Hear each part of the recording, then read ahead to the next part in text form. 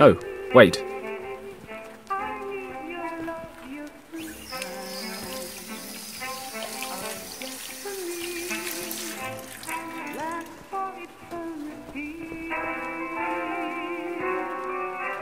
A photo of my mum. She died last year. She looks happy. But since Dad died, she was never quite the same. I suppose that's why she wasn't so keen on my career path. Oh well, it's in the past now. Without Mum on the scene, I've got nothing tying me to England anymore. Which is probably why I'm still wasting my life here smuggling and boozing. Not in that order. A photo of the delectable Nancy Carroll. What can I say? I saw her in the cinema once, and I've been a fan ever since. A genuine talent. The fact that it's hanging in my bunk is a mere coincidence. My only photo of my old man. He died in Flanders during the Great War in 1917. Richard, me, and the rest of our graduation class from Sandhurst. That was in 1927. We were deployed to Hong Kong after military academy. Seems like it was only yesterday. Kind of wish it was.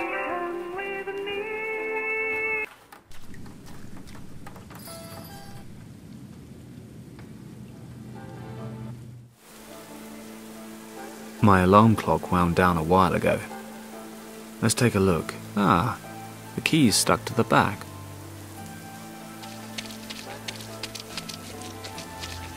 Good evening, sir.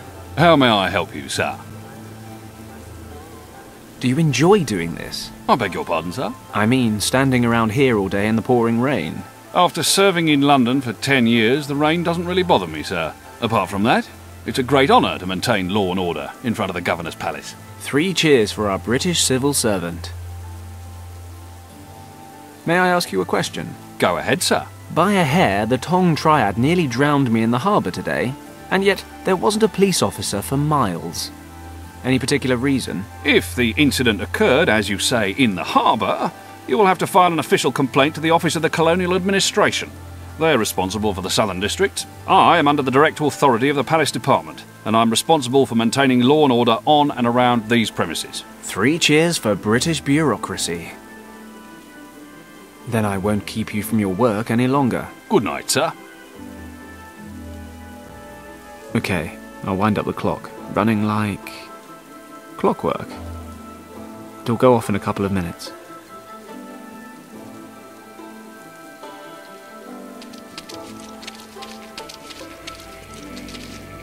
Okay, I'll place the alarm clock in the rubbish bin. Let's see what happens when it goes off. When the alarm goes off, I better not be here.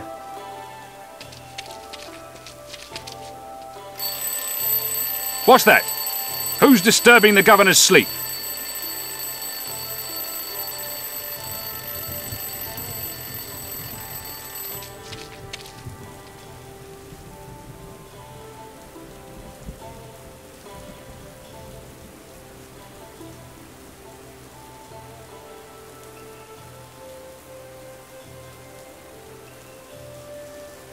Well, can you believe that?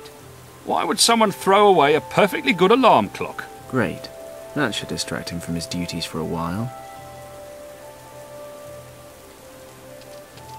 A tree cut precisely to shape. Typical British approach. We even impose our formalities on nature. Wait a moment.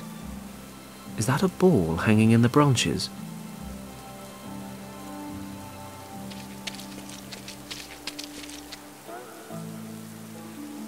And now off the lawn as quickly as possible.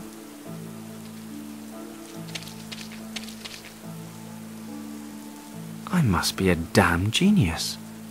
If I tie the measuring tape to the ball, I'll have a lovely, colourful pendulum. Hey, things like this always seem to come in handy.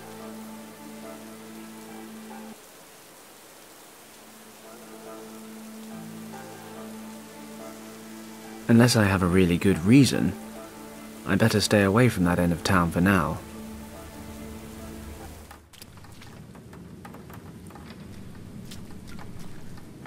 Hey, Gus. Listen, we're going to have to cancel all upcoming jobs. What's wrong, boss? Are you in some kind of trouble? You could say so. I'm going to Tibet. Tibet? What do you want to do in Tibet? Don't take this personally, but I can't talk about it.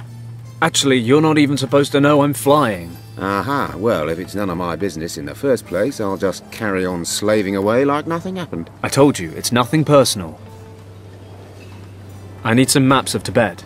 Maybe you can help me.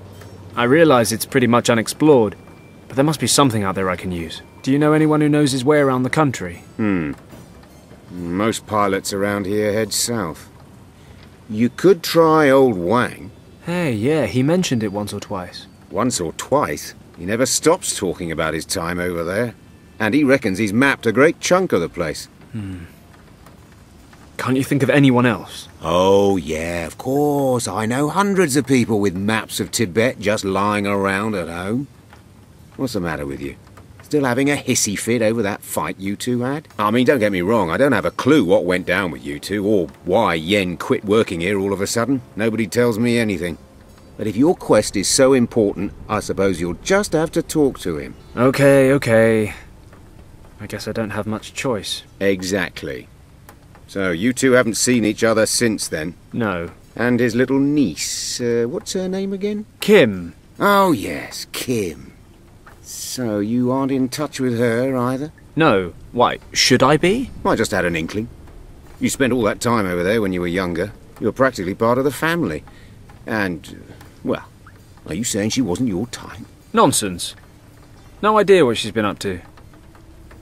You know anything new? Well, I did run into Wang at the club. Talked about the old days a bit. I think he misses flying, but he'd never admit it. He's retired now. He still lives in that old house on Victoria Road. He moved. Don't ask me where to. He never said, and I never asked. Great.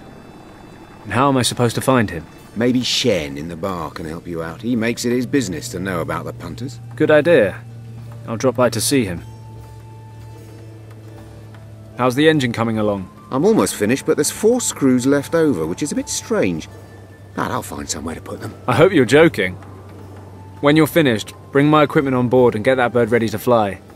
I want to leave for Tibet tonight. Aye, sir. That's all for now, Gus. See you later. See you later, boss.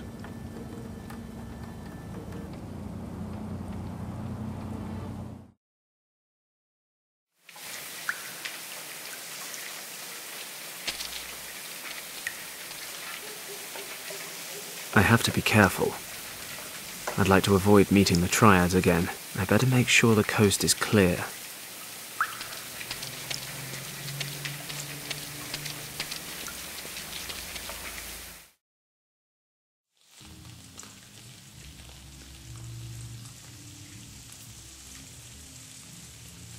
Okay, Tong and his men are hanging around outside the club, so there's at least a slim chance there's no one inside. Good enough for me. I'd better ask Shen for Yen Wang's address.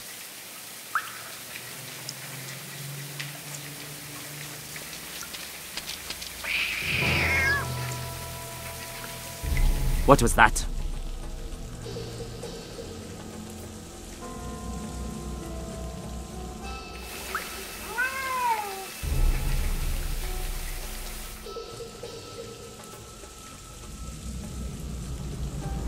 Just a mangy cat. That was close. I shouldn't make so much noise.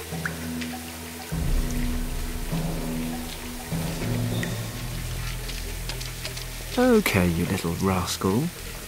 Let's see if your animal intelligence is any match for my person intelligence.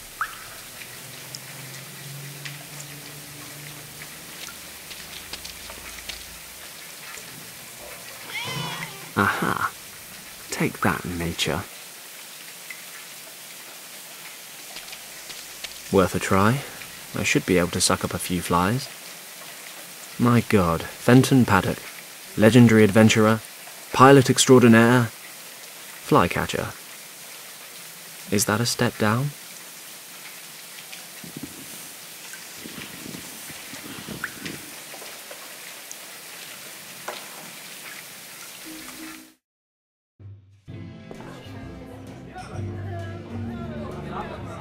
Hello, Shen. I thought they already caught you. They did. Can you believe it? They actually tried to drown me in the harbour. I thought that was just something they said to scare people. Why am I not surprised? I know. And, nevertheless, your best customer stands before you in the finest physical condition.